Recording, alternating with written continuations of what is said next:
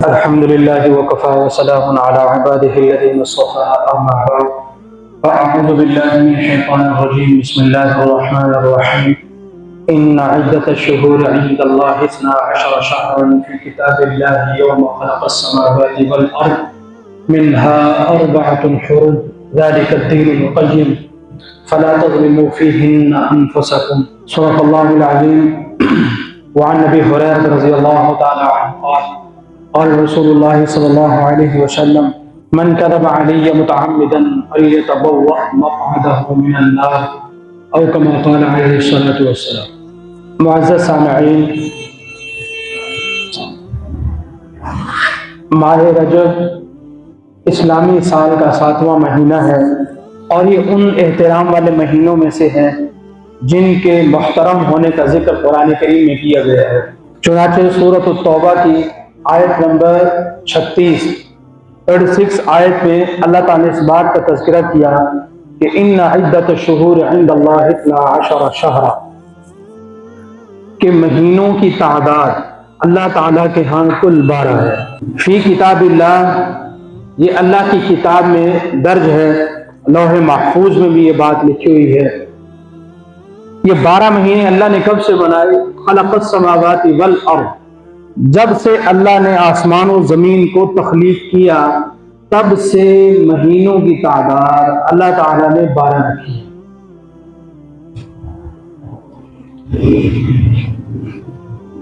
ان میں سے 4 انتہائی محترم مہینے ہیں. منہا 4 حرم، ان 12 مہینوں میں سے 4 مہینے انتہائی احترام والے. ذالک الدین القیم، یہی صحیح دین ہے، یہی صحیح بات ہے. فلا تظلموا فیہن انفسکم، تو ان مہینوں میں زیادتی کر کے، تقدیم و تاخیر کر کے، بدعمالیاں کر کے اپنے اوپر ظلم نہ کرو. یہ اللہ تعالیٰ کا فرمان ہے. ابھی جو 12 مہینے ہیں یہ کون سے ہیں، ان کے نام کیا ہے؟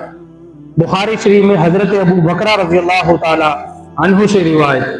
یہ سیدنا ابو بکر صدیق اور صحابی ہیں اور سیدنا ابو بکرہ اور صحابی ہیں.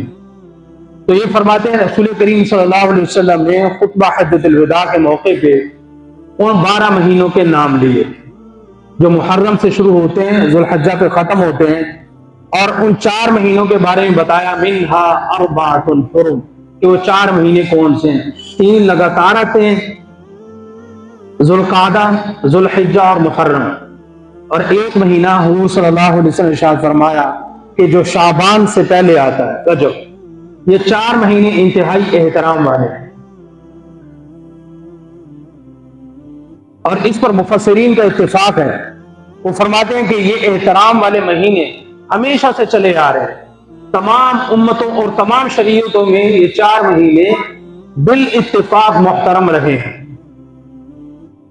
احکام القرآن کے اندر امام جساس رحمت اللہ علیہ اس آیت کے ذیل میں فرماتے ہیں کہ جو شخص ان مہینوں کا احترام کرتا ہے، ان میں نیک اعمال کرتا ہے، اللہ تعالیٰ بقیہ مہینوں میں اسے نیکیوں کی توفیق عطا فرماتے ہیں.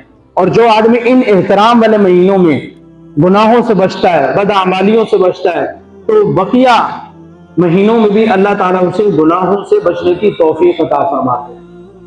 اور اس پر بھی اہل علم کا اتفاق ہے. اہل علم فرماتے ہیں کہ جو آدمی ان مہینوں میں کوئی نیک کام سر انجام دے گا تو وہ نیک کام، وہ عبادت کا کام بقیہ دنوں کی نسبت اللہ تعالیٰ کے ہاں زیادہ عظمت والا ہوگا. اسی طرح جو شخص ان مہینوں میں، احترام والے مہینوں میں برائی کا کام سر انجام دے گا، گناہ کرے گا، تو وہ برائی کا کام بقیہ مہینوں کی نسبت زیادہ وبال والا ہوگا جو ان مہینوں میں کیا جائے گا.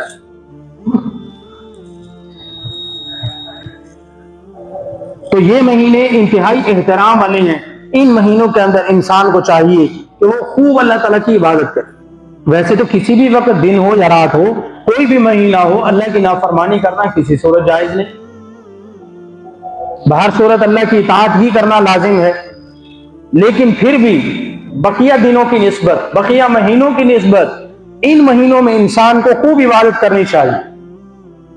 جو دن کو عبادت کر سکتا ہے، ایسے لگتا ہے اس کے پاس دن کو کچھ فرصت کے لمحات ہیں، وہ فری ٹائم نکال سکتا ہے یا اس کے پاس فارغ وقت دن کے وقت ہوتا ہے تو وہ دن کو عبادت کر لے، جس کو رات میں سہولت ہے وہ رات کے وقت عبادت کر لے، جس کے بعد دن اور رات میں سے دونوں اوقات میں ہی کوئی لمحہ فارغ ہے یا وہ ٹائم نکال سکتا ہے تو جو جی چاہے، جو عبادت جی چاہے کر سکتا ہے۔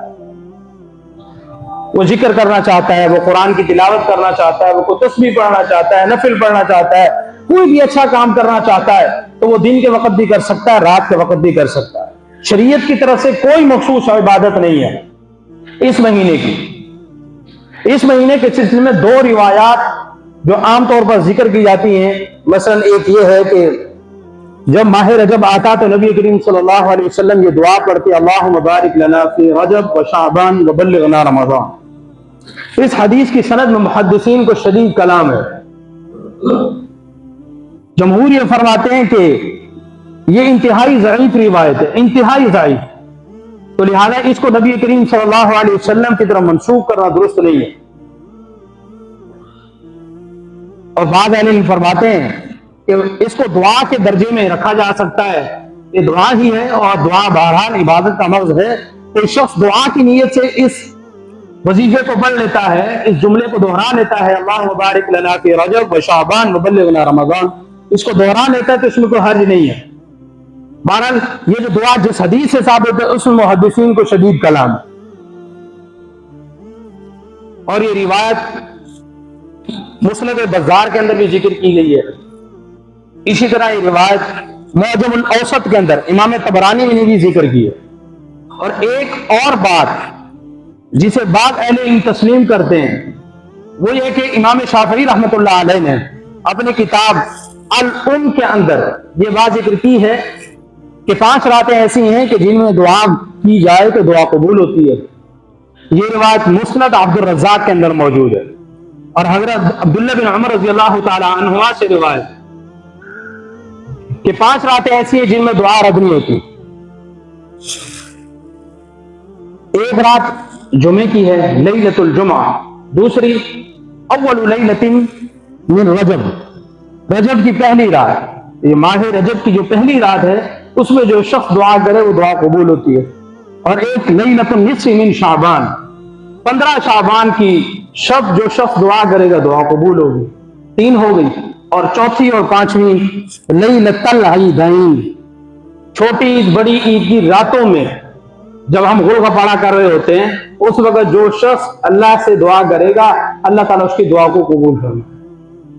یہ 2 باتیں ہیں، یہ 2 روایات ہیں جن کو بعض اہل علم نے کسی نہ کسی درجے میں تسلیم کیا ہے، بس یہ 2 باتیں ہیں۔ اس کے علاوہ جتنی بھی باتیں ماہ رجب سے متعلق گردش کرتی ہیں، خواہ وہ روزے سے متعلق ہو، خواہ وہ نماز سے متعلق ہو، خواہ وہ دن کی عبادت سے متعلق ہو، خواہ وہ رات کی عبادت سے متعلق ہو، سب کے سب باطل اور من گھڑت روایات ہیں۔ اسی سلسلے میں علامہ ابن حجر عسقلانی رحمۃ اللہ علیہ نے ایک کتاب لکھی ہے، تبیین العجب بما ورد فی شہر رجب، کہ وہ عجیب باتیں، ان عجیب باتوں کا بیان جو کہ ماہ رجب کے سلسلے میں وارد ہوئی ہیں، اس ٹائٹل کے ساتھ انہوں نے کتاب لکھی ہے، اور اس میں ان تمام روایات کا تذکرہ کیا ہے جو بغیر کسی سند کے ذکر کی جاتی ہے۔ اور ہمارے ہاں خاص طور پہ عجم کے اندر کوئی بھی شخص یہ کہہ دے کہ یہ بات اللہ کے نبی صلی اللہ علیہ وسلم نے ارشاد فرمائی ہے، نہ اس کی سند کی ضرورت ہے نہ کسی اور چیز کی، ہم فوراً تسلیم بھی کر لیتے ہیں، کہہ بھی دیتے ہیں کہ جی بالکل اللہ کے نبی کا فرمان۔ انشاءاللہ کوشش کریں گے ہم اگلے جمعے اس موضوع پر بات کریں کہ جو شخص نبی کریم صلی اللہ علیہ وسلم کی نسبت کوئی ایسی بات منسوب کرے کہ یہ کام اللہ کے نبی نے کیا یا یہ بات اللہ کے نبی نے کہی، اس کی کتنی سخت وعید ہے۔ یہ شروع میں نے حدیث پڑھی جو کہ بخاری و مسلم میں اور دیگر کتب احادیث میں موجود ہے۔ اللہ کے نبی صلی اللہ علیہ وسلم ارشاد فرمایا کہ من کذب علی متعمدا، جس نے جان بوجھ کر مجھ پہ جھوٹ بولا تو اس کا ٹھکانہ جہنم ہے۔ لیکن کوئی شخص میرے بارے میں یہ کہہ دے کہ اس صاحب نے یہ بات کہی ہے حالانکہ میں نے کہی نہ ہو، یا میں آپ کے بارے میں کہہ دوں کہ یہ بات آپ نے کہی ہے، تو کتنی بری لگے گی۔ جب ایک عام شخص کے بارے میں بھی کوئی بات ایسی نہیں کہہ سکتے کہ یہ اس نے کہی ہے حالانکہ اس نے کہی نہیں ہے، تو کیا یہ بات اللہ کے نبی کی طرف منسوخ کر کے کہہ سکتے ہیں کہ حضور نے ایسے فرمایا حالانکہ فرمایا نہیں؟ اب کوئی یہ کہے کہ مجھے تو فلاں نے بتا دیا تھا، ابھی فلاں نے بتایا تو تحقیق بھی تو ضروری ہے نا۔ میں آپ کے بارے میں ایسے کسی کے کہنے پہ سننے پہ کوئی بات آپ کی طرف منسوخ کر دوں تو آپ یہی کہیں گے بھائی آپ مجھ سے پوچھتے تو صحیح۔ تو اللہ کے نبی کی ساری باتیں صحیح کتابوں کے اندر موجود ہیں، صحیح روایات جو عند المحدثین قابل قبول ہیں، مقبول ہیں، وہ کتابوں میں لکھی ہوئی ہیں، وہ ہمیں پڑھنی چاہیے۔ مثلا ان میں سے ایک روایت یہ ہے، آپ سنتے آئے ہوں گے، کتابوں میں پڑھتے ہیں، علم حاصل کرو اور تمہیں چین جانا پڑے، بھئی اللہ کے نبی کا فرمان ہے، خدا کا خوف کریں۔ چین 1949 میں دریافت ہوا ہے۔ وہ ایک بوڑھی عورت تھی، وہ کوڑا پھینکا کرتی تھی، ایک دن اس نے کوڑا نہیں پھینکا، حضور اس کے گھر تشریف لے گئے، مسلمان ہو گئی، کہیں روایت نہیں۔ حضرت بلال حبشی کی زبان میں لکنت تھی، ایک مرتبہ لوگوں نے کہا کہ اس سے تو اذان دینی نہیں آتی، زبان اڑتی ہے، انہوں نے اذان دی نہیں صبح کی، وہ صبح ہی نہیں ہوئی۔ بھائی یہ کہاں لکھی ہوئی ہے؟ بخاری شریف میں آتا ہے سب سے خوبصورت آواز بلال حبشی کی۔ ہم اپنی مسجد میں کسی ایسے بندے کو مؤذن رکھیں گے جو اذان صحیح طرح نہ دے سکتا ہو، اور خاص طور پہ اس زمانے میں جہاں پہ لوگ چھوٹی چھوٹی بات پہ دین پہ اعتراض کرتے ہوں، تو کیا اللہ کے نبی ایسے شخص کو مؤذن بنائیں گے مسجد حرام یا مسجد نبوی کا کہ جس کے اذان دیتے وقت وہ الفاظ بھی صحیح طرح پروناؤنس نہیں کر سکتا؟ تو چونکہ علم حاصل کرنے کا، دین کا علم حاصل کرنے کا تو بالکل ہی ذوق نہیں ہے، اور اگر کوئی ہمیں بتا بھی دے کہ بھائی صحیح بات ایسے ہے تو ہم الٹا اسی کے پیچھے پڑ جاتے ہیں کہ لوگ اس نے یہ بات کہہ دی، آج تک تو ہم یہ سنتے چلے ہیں۔ یہ بات میں نہیں کہہ رہا، سینکڑوں سال پہلے اہل علم نے، محدثین نے وہ ساری روایات کتابوں میں لکھ دی ہیں جو لوگوں میں ایسی خواہ مشہور ہو گئی۔ تو اسی سلسلے میں علامہ ابن حجر اسقلانی رحمۃ اللہ علیہ نے یہ کتاب لکھی ہے، رسالہ لکھا کہ تبیین العجب بما ورد فی شہر رجب۔ اس سلسلے میں جو بات اہل علم کے نزدیک مقبول باتیں ہیں وہ میں نے آپ کو بتا دی۔ ایک وہ دعا ہے اللہم بارک لنا فی رجب و شعبان و بلغنا رمضان، اور ایک وہ ہے کہ رجب کی پہلی تاریخ کو، پہلی شب کو جو شخص دعا کرے گا وہ قبول ہوتی ہے۔ یہ بھی بعض کے نزدیک مقبول ہے، بعض کہتے ہیں یہ بھی ٹھیک نہیں ہے، بلکہ اکثر ہی کہتے ہیں یہ بھی ٹھیک نہیں ہے۔ اسی طرح اس مہینے کے اندر کوئی خاص عبادت نہیں ہے، نہ دن کی نہ رات کی، نہ اس پورے مہینے میں۔ ہاں البتہ ایک شخص حضور صلی اللہ علیہ وسلم کے پاس آئے، یہ روایت سنن ابی داؤد کے اندر موجود ہے۔ انہوں نے کہا یا رسول اللہ میں روزے رکھنا چاہتا ہوں، آپ مجھے عبادت کی تلقین کیجیے کہ روزے کے بارے میں بتائیے، میں کب رکھوں؟ حضور نے فرمایا رمضان کے روزے رکھو۔ اس نے کہا یا رسول اللہ میں اور بھی رکھ سکتا ہوں روزے، تو آپ نے فرمایا پھر ایسے کرو ہر مہینے میں ایک روزہ اور رکھ لیا کرو۔ انہوں نے فرمایا رسول اللہ میں اس سے زیادہ رکھ سکتا ہوں۔ حضور نے فرمایا 2 کر لو۔ انہوں نے کہا اور رکھ سکتا ہوں۔ حضور نے فرمایا پھر ہر مہینے 3 رکھ لیا کرو۔ اس نے فرمایا میں اور رکھ سکتا ہوں۔ تو حضور صلی اللہ علیہ وسلم ارشاد فرمایا پھر تم اشہر حرم کے روزے رکھا کرو، جو 4 احترام والے مہینے جن کا شروع میں نے ذکر کیا، ذوالقعدہ، ذوالحجہ، محرم، یہ 3 مہینے اکٹھے آتے ہیں، اور چوتھا مہینہ رجب کا ہے جو ابھی چل رہا ہے۔ ان 4 مہینوں میں تم کثرت سے روزے رکھ سکتے ہو۔ تو اس مہینے میں روزے رکھنے کی ترغیب اللہ کے نبی نے دی ہے کہ جو زیادہ زیادہ رکھ سکتا ہے وہ رکھ لے۔ باقی اس کا ثواب کتنا ہوتا ہے، فلاں دن کا روزہ رکھو تو اتنا اجر و ثواب ہے، فلاں رات کو عبادت کرو تو اتنا اجر و ثواب ہے، اس طرح کی کوئی بات ہمارے نبی سے ثابت نہیں ہے۔ اگر کسی کتاب میں لکھی ہوئی ہے تو وہ بغیر سند کے لکھی ہوئی ہے، یعنی کوئی حوالہ دے دے گا آپ کو کہ آج سے 200 سال پہلے کسی بڑی کتاب میں بات لکھی ہوئی ہے، لیکن اس کی سند بالکل بھی کہیں نہیں ہے۔ مثال کے طور پر عام طور پہ جمعے کے دن جو عصر کے بعد درود شریف پڑھا جاتا ہے، اللہم صلی علی محمد النبی الامی وعلی آلہ وسلم تسلیما، 80 سال کے گناہ معاف ہونے والا، اس درود شریف کی کوئی سند بھی نہیں ہے، مشہور ہے، ہر مسجد میں لکھا ہوا ہے، لیکن اس درود کی سند ہی کوئی نہیں ہے۔ تو یہ جو باتیں میں آپ کو کر رہا ہوں یہ ایسے نہیں ہے کہ میں ہوائی باتیں کر رہا ہوں۔ الحمدللہ ہم خود کتابیں پڑھتے ہیں، فن حدیث کے جو ماہرین ان کے ساتھ رابطہ ہے، ان کی تحریریں پڑھتے ہیں، پھر یہ باتیں آپ کے سامنے ذکر کی جا رہی ہیں۔ تو ہمارے ہاں چیزیں ایسے ہی مشہور ہیں جبکہ ان کی سند ہے ہی نہیں جو ہمارے نبی صلی اللہ علیہ وسلم تک پہنچتی ہو کہ اس نے اس سے بیان کی ہو، اور پھر وہ سند صحیح بھی ہو، یا جہاں کہیں سند میں ضعف آتا ہے تو ضعف ماہرین تسلیم کرتے ہوں کہ چلو ٹھیک ہے اتنی سی بات چلو چلتی ہے، ماہرین کہیں، مجھ جیسا آدمی نہیں۔ تو علامہ ابن حجر عسقلانی رحمۃ اللہ علیہ نے اس رسالے میں ساری باتیں لکھ دی۔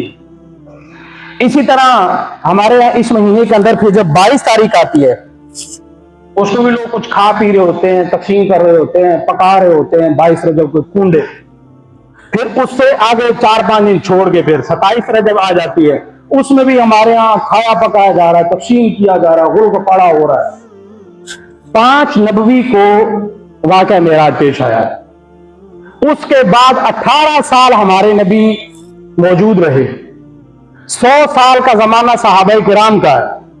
ہمارے نبی نے کوئی ایک کام کہیں سے کوئی شخص ثابت کر دے کہ آپ رجب کے مہینے میں یا 27 رجب کی رات کو یا 27 رجب کے دن کو، اور اس میں بھی اہل علم فرماتے ہیں بھائی 27 رجب کو واقعہ معراج پیش ہی نہیں آیا، واقعہ معراج کی تاریخ ہی اور ہے، اور اس میں شدید اختلاف ہے کہ واقعہ معراج پیش کب آیا۔ تو مسئلہ یہ ہے کہ جو چیزیں ہمارے ہاں صحیح طرح ثابت ہیں ہم ان پہ عمل نہیں کرتے، جو چیزیں ثابت نہیں ہیں اس پہ اتنا زور ہے۔ مثلا نماز ہم کتنی پڑھتے ہیں، ہم یا ہمارے گھر والے یا گھر کی عورتیں، لیکن 27 رجب آنے کی دیر ہے، آج کچھ میٹھا کچھ کڑوا کوئی نمکین پکے گا ضرور بھائی، پورے محلے میں بانٹیں گے، چاہے سارا دن غیبت کی ہو، لوگوں پہ الزام لگائے ہو، اس کی کوئی پرواہ نہیں۔ جو ثابت ہے، جس سے بچنا ہے، جس کو کرنا ہے، اس کے کرنے یا بچنے کی پرواہ نہیں، اور جو کام کہیں سے ثابت ہی نہیں اس پہ اتنی شدت ہے اس کام کے کرنے پہ۔ اگر کوئی یہ کہہ دے کہ بھائی یہ تو ٹھیک نہیں، ہمارے نبی نے خود کبھی نہیں کیا، کسی صحابی نے نہیں کیا، ہم کہتے لو یہ بڑا مولوی ہے۔ دیکھیے اللہ کے نبی صلی اللہ علیہ وسلم نے 1450 سال پہلے بات ارشاد فرمائی تھی کہ میرے باتوں بہت سا اختلاف دیکھو گے تو میں تمہارے درمیان 2 چیزیں چھوڑ کے جا، جو ان کو پکڑے گا مضبوطی سے وہ گمراہ نہیں ہوگا، اس کے علاوہ جو تم کرتے پھرتے رہنا پھر تم گمراہ ہو۔ اگر قرآن اور سنت مضبوطی سے نہیں پکڑا ہوا، اللہ کے نبی نے یہی فرمایا کہ قرآن اور میری حدیث اور سنت میں فرق ہے۔ سنت کہتے ہیں جو ہمارے نبی کا اپنا طرز عمل ہے، تو سنت سے تو میں نے آپ کو بتا دیا کہ 18 سال واقعہ معراج کے بعد خود رسول کریم صلی اللہ علیہ وسلم رہے، آپ نے نہ 27 رجب کی رات کو، نہ 27 رجب کے دن کو، نہ 22 رجب کو کوئی نہ کچھ کھایا پکایا نہ بانٹا، کچھ نہ کچھ وہ بھی کر سکتے ہیں۔ حضرت عثمان غنی موجود تھے، مالدار تھے، چلو بھی میری طرف سے 50 دے کے ہو گئے، بانٹو سارے محلے، تو انہوں نے کچھ ایسا نہیں کیا۔ پھر ہمارے یہاں جو لوگ 22 رجب کو کنڈے بناتے ہیں وہ کہتے ہیں جی اس میں امام جعفر صادق رحمۃ اللہ علیہ کی پیدائش ہے، حالانکہ امام جعفر صادق رحمۃ اللہ علیہ کی ولادت نہ وفات دونوں رجب میں ہے ہی نہیں، رمضان میں ولادت ہے، شوال میں وفات ہے۔ 22 رجب کو امیر معاویہ رضی اللہ تعالیٰ عنہ کی وفات ہے۔ تو کچھ لوگ جو ہے بس اس کو نام بدل لیتے ہیں، ٹائٹل چینج کر دیا، اور وہ سیدنا امیر معاویہ کی وفات کی خوشی میں کچھ کھانا پکانا لگا ہوا ہے، اور 27 رجب کو جو رہی کسر ہوتی ہے وہ پھر ہم پوری کر دیتے ہیں کہ بھائی تم سے پیچھے تھوڑی ہم بھی تمہاری طرح جیالے ہیں۔ اسی طرح یہ مشہور ہے کہ جو شخص یکم رجب کا روزہ رکھے اتنا ثواب ہے، دوسرے کا رکھے اتنا ثواب ہے، جو مغرب کے بعد 12 رکعتیں پڑھے اس کو اتنا اجر و ثواب ملتا ہے، جو یہ کام کر لے اتنے روزے رکھ لے اتنا ثواب ملتا ہے، کسی حدیث میں نہیں میرے بھائی۔ اور یہ باتیں میں آپ کو بتا رہا ہوں، یہ اس رسالے میں موجود ہے، عربی میں گوگل پہ لکھنے آپ کے سامنے آ جائے گا۔ اسی طرح یہ بھی مشہور ہے، آپ نے سنا ہوگا کہ حضور صلی اللہ علیہ وسلم واقعہ معراج کی تشریف لے گئے، اور جب واپس آئے تو آپ کا بستر ویسے ہی گرم تھا جیسے چھوڑ کے گئے تھے، کسی حدیث میں نہیں۔ یہ بات بھی اسی رسالے میں لکھی۔ اسی طرح بعض روایت میں یہ آتا ہے، لوگ یہ کہتے ہیں کہ اللہ کے نبی صلی اللہ علیہ وسلم ارشاد فرمایا کہ رجب جو ہے وہ اللہ کا مہینہ ہے، شعبان میرا مہینہ ہے، رمضان میری امت کا مہینہ ہے۔ وجہ اس کی یہ ہے کہ ہم اجمی لوگ عربی سے تو ہمارا جو لینا دینا ہے ہی، ہم پیدا ہوئے صرف انگلش پڑھنے کے لیے، اسے اپنی مادری زبان آئے نہ آئے اسے انگلش ضرور آنی چاہیے۔ عربی سے چونکہ ہمارا کوئی رشتہ نہیں ہے، کوئی تعلق نہیں ہے، ہم نہ پڑھتے ہیں نہ سمجھتے ہیں، چلو بھی خود پڑھنی نہ آئے کم از کم کسی سے پوچھ کے خود کوئی کوشش کرے، نہیں ہے کچھ، جبکہ ہمارا سارا دین جو اصل ہے وہ سارے کا سارا عربی زبان میں ہی ہے۔ تو اس لیے میرے بھائیو اس مہینے میں کثرت کے ساتھ ہم روزے رکھتے ہیں جتنا رکھ سکتے ہیں، اور ایام بیچ کے روزے تو ہر مہینے ہی آتے ہیں، ہر اسلامی مہینے کی 13 14 15 کا روزہ وہ رکھ لیں۔ اسی طرح راتیں جیسے لمبی ہیں، کافی دنوں سے یہ تذکرہ کر رہے ہیں کہ راتیں لمبی ہے، صبح کو تہجد پڑھ لیں، 5:45 بجے تک تقریباً تہجد کا ٹائم ہوتا ہے، 5 بجے اٹھ جائیں اور اس کے بعد نفل پڑھیں، دعا کریں، جو دنیا کی اپنی مرادیں ہیں، جائز تمنائیں ہیں، جو چاہتے ہیں، جو زندگی گول بنا رکھا ہے، زندگی میں جو ہم نے کہی ہے ہم نے اچیو کرنا ہے، اس کے لیے دعائیں کر لیں، قرآن پاک کی تلاوت کر لیں ابھی سے، تمہارا خیر کے کام کریں، نیکی کے کام کریں، جتنا زیادہ ہو سکتے ہیں گناہوں کے کاموں سے بچیں، اور باقی کسی کام کی کوئی فضیلت نہیں ہے اور ہمیں بچنا چاہیے۔ حدیث میں آتا ہے جو بندہ دین میں نئی نئی چیزیں تک بنائے گا، ایجاد کرے گا، ان کو عمل کرے گا، کل قیامت کے دن ان کو حوض کوثر سے دھتکار دیا جائے گا۔ تو جب ہمیں پتہ چل گیا کہ یہ کام میرے نبی نے نہیں کیا، اس ثواب کا کام اور دین کا کام تو وہی ہے نا جو ہمارے نبی کر رہے ہیں۔ اب کسی سے تو پوچھو میرے بھائی مجھے یہ بتاؤ 22 رجب کو یا 27 رجب کو ہمارے نبی نے بھی کچھ پکایا، اہل بیت نے بھی کچھ پکایا، کوئی ابو بکر عمر عثمان و علی نے، کوئی حسن و حسین نے کوئی پکایا، بھائی ذرا بتا دو۔ جب انہوں نے نہیں پکایا تو بھائی یہ ثواب کا کام کہاں سے ہے؟ تو اس لیے ان سے بچنا چاہیے۔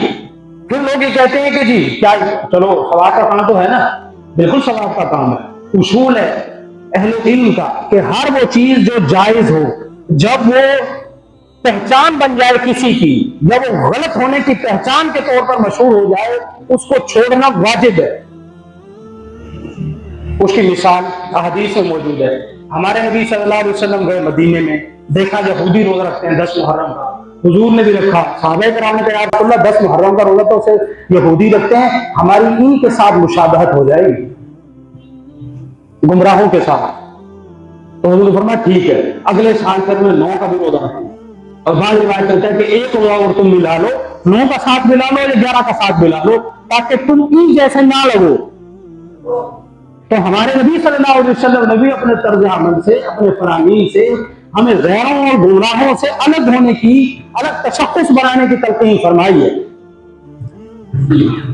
تو اس لیے جو صحیح دین ہے جب پتہ چل جائے پھر اس پہ ہی عمل کرنا، ورنہ اللہ کے نبی کا فرمان ہے کہ جو شخص جان بوجھ کے میرے بارے میں ایسی باتیں کرے جو میں نے کی نہیں تو پھر فَلْيَتَبَوَّأْ مَقْعَدَهُ مِنَ النَّارِ، پھر چاہیے کہ وہ اپنا ٹھکانہ جہنم میں بنا لے۔ تمہارا اللہ سے دعا ہے اللہ تعالیٰ ہمیں اس محترم مہینے کی قدر کرنے کی توفیق نصیب فرمائے، گناہوں سے بچنے کی توفیق نصیب فرمائے، اور دین کا صحیح پیغام دوسرے لوگوں تک پہنچانے کی توفیق نصیب فرمائے۔ وآخر دعوانا الحمدللہ رب العالمین۔